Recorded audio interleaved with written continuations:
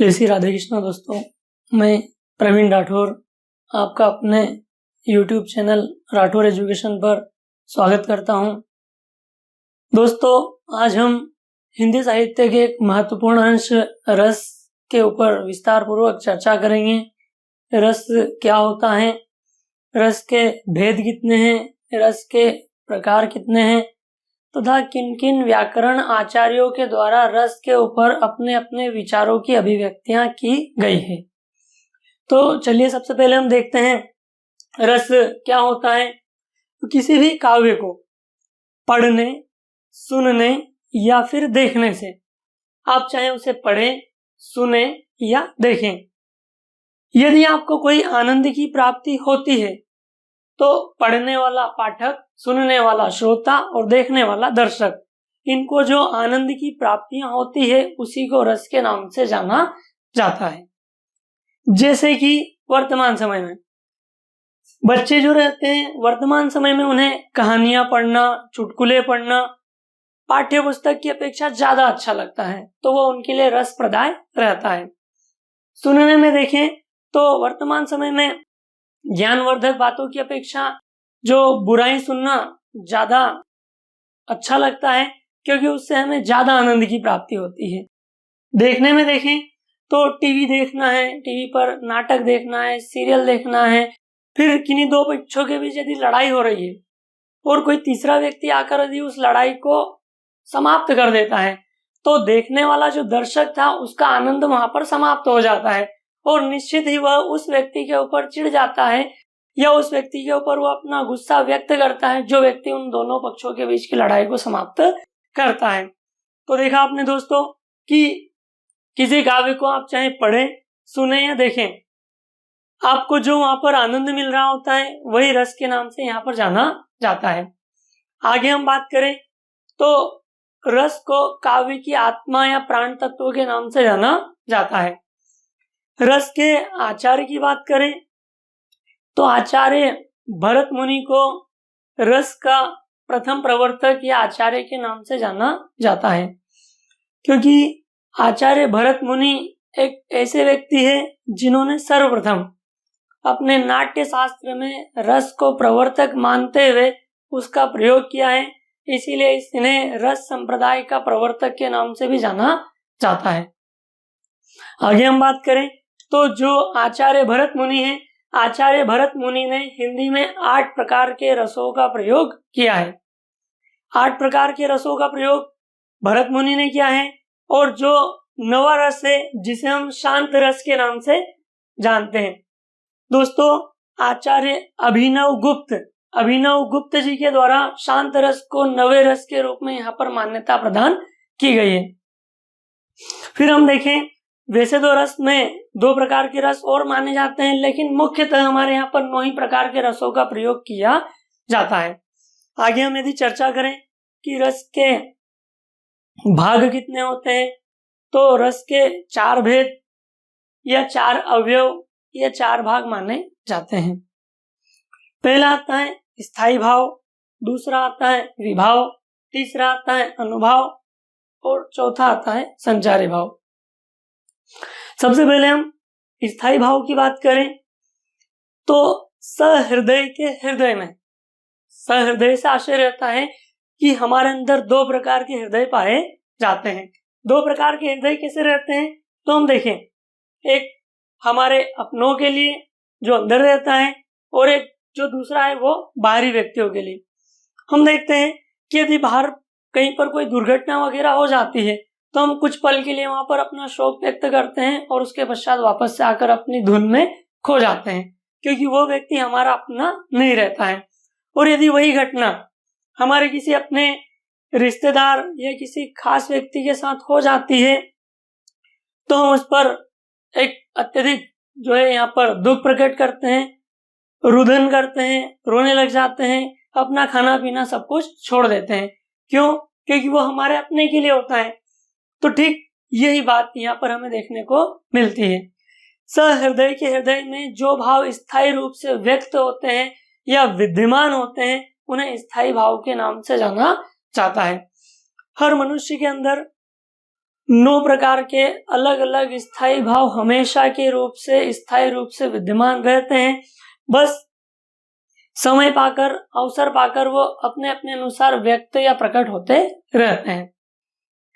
उन स्थायी भावों की यदि हम चर्चा करें तो सबसे पहला आता है श्रृंगार रस।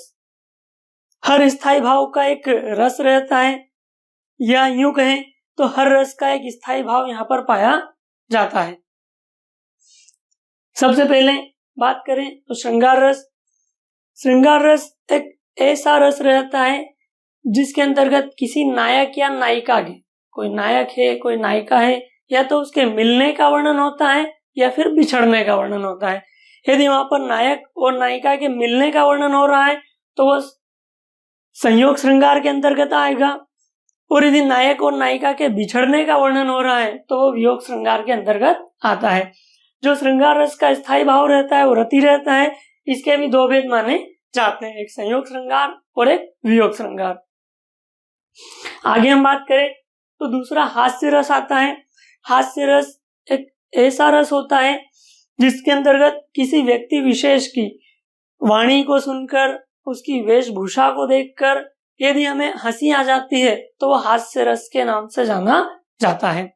जैसे उदाहरण के लिए यदि देखा जाए कि एक दुबला पतला व्यक्ति यदि हमसे आकर कहे कि मैं महावीर हूँ, पापड़ तोड़ सकता हूँ, और यदि मुझसे गुस्सा आ जाए तो मैं कागज को फाड़ सकता हूँ, तो निश्चित ही हमें उस वाक्य को सुनकर हंसी आ जाएगी, तो उसे हास्य रस के नाम से जाना जाता है।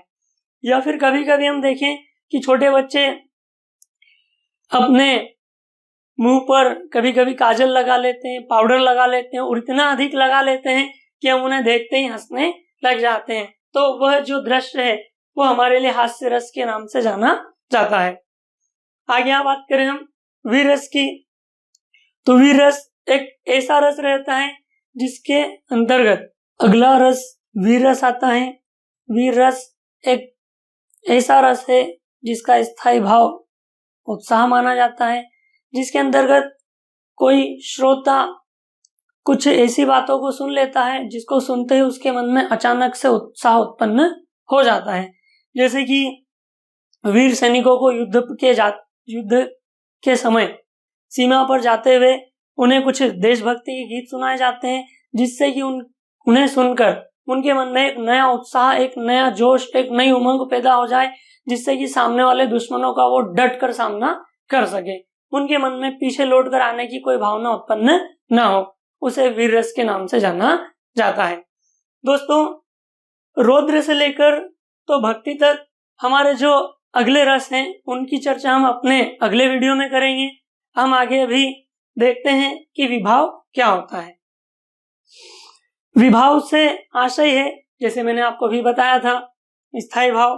किस तरह हृदय के हृदय में जो भाव स्थायी रूप से विद्यमान रहते हैं, तो जो भाव विद्यमान रहते हैं उन विद्यमान भावों को उत्पन्न करने का जो कार्य किया जाता है वो विभावों के द्वारा किया जाता है।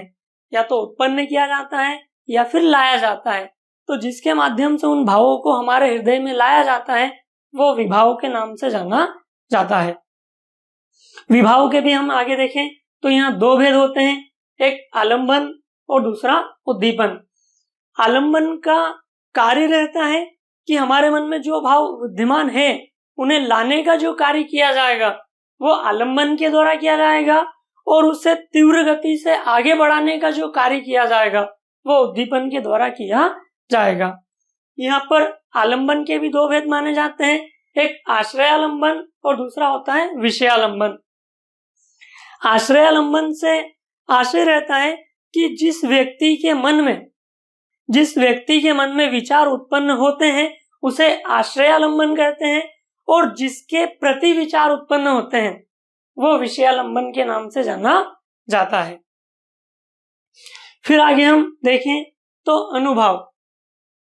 अनुभव से आशय रहता है कि जो भाव हमारे मन में यहाँ पर उत्पन्न हो रहे हैं उन उत्पन्न हुए भावों को हमारे शरीर के द्वारा शारीरिक रूप से या मानसिक रूप से जब विकारों के माध्यम से जब प्रकट किया जाता है, आश्रय की चेष्टाएं ली जाती है, तो उसे अनुभाव के नाम से जाना जाता है।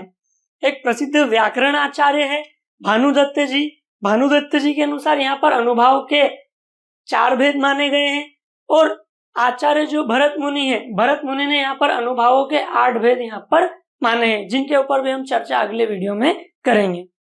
आगे हम देखें तो हमारा अगला भेद आता है संचारी भाव या फिर व्यभिचारी भाव।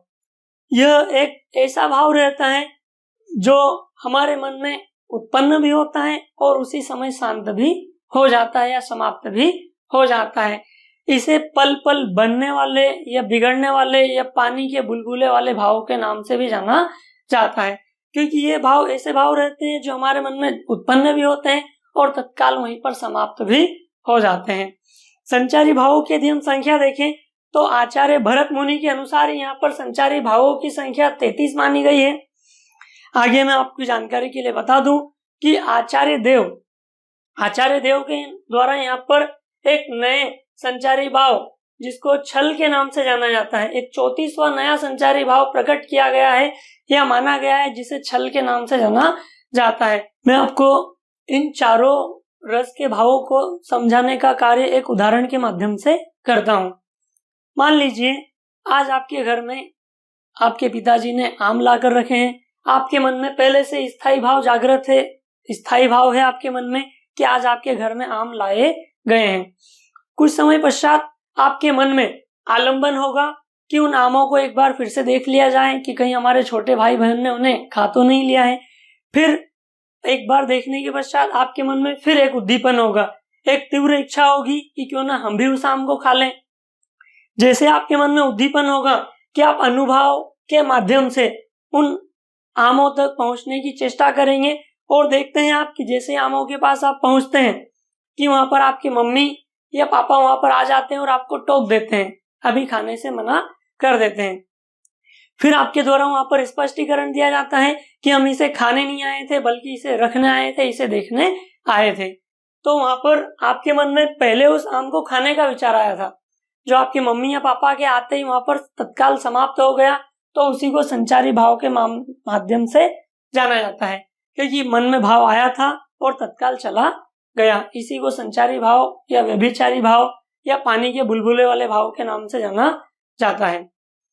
दोस्तों, आशा करता हूं कि आज आपको ये मेरा वीडियो पसंद आया होगा।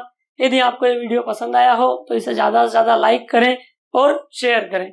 बचे हुए जो रस के जो स्थायी भाव है, रौद्र से लेकर तो भक्ति तक, इनकी चर्चा हम अपने अगले वीडियो में करेंगे। धन्यवाद।